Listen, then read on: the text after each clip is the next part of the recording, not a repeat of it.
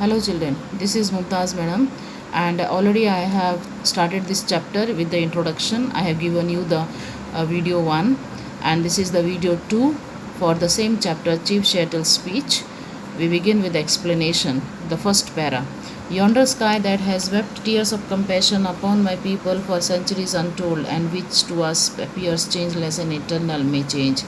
Chief Shuttle is saying that the sky which has put the compassion on us, on my people, centuries untold, but now it changes, which seems to be changeless, that this compassion would not change and it will remain eternal, but now it seems that it may change. Today is okay, but tomorrow it may not be okay. So he's saying that his words are like the stars that never change. And to this he says that the great chief, that is the president in Washington, can also rely upon his words with as much certainty as the return of the sun and the season. As the seasons and the sun return back, with that much certainty, the president or the great chief at Washington will also rely his words.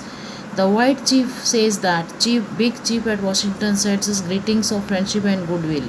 So the governor had said, the white chief means here the governor. Governor says that the big chief, that is the president at Washington, has sent us the greetings of friendship and goodwill. So he is saying that, Chief Seattle is saying that this is kind of him, for we know we have little need of our friendship in return. They know that the friendship, they don't want actually our friendship. His people are many.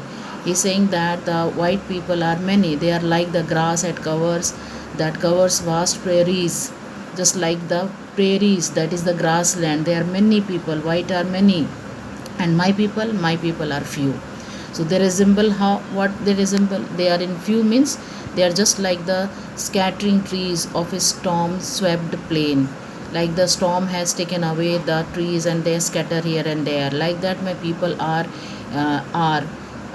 they are in few in number. The great and I presume good white chief send us word that he wishes to buy our land, but is willing to send us word that but he is willing to allow us enough to live comfortably. Though Chief Chettle says that he presumed that it is good that the white chief means the governor, has wished to buy our land, and he is willing to give us the land, allow us the land to live comfortably. This indeed appears just. It is just that he will allow us to give us land to lead our life comfortably. It is also just and even generous, for the red man no longer has rights that he need respect. So he is saying that yes, it is also correct. He is generous and just it is, because red man doesn't need any respect. An offer may be wise.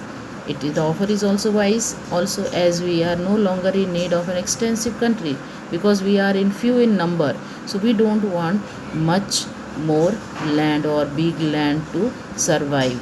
So at the beginning of the speech, Chief Shettles expresses his concern over environmental degradation and its possible impact upon human civilization if we don't take immediate measures. According to him, nature has been a great sympathizer for his native people for a long time now.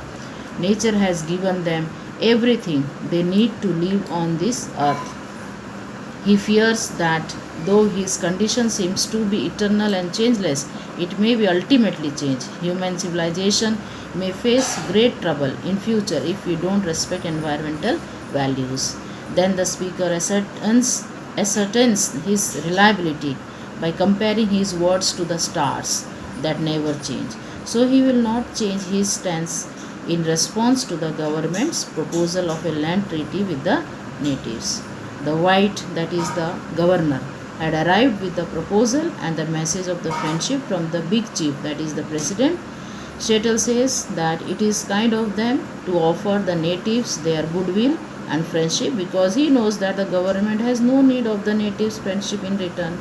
Shettle speaks of the deplorable condition of his people.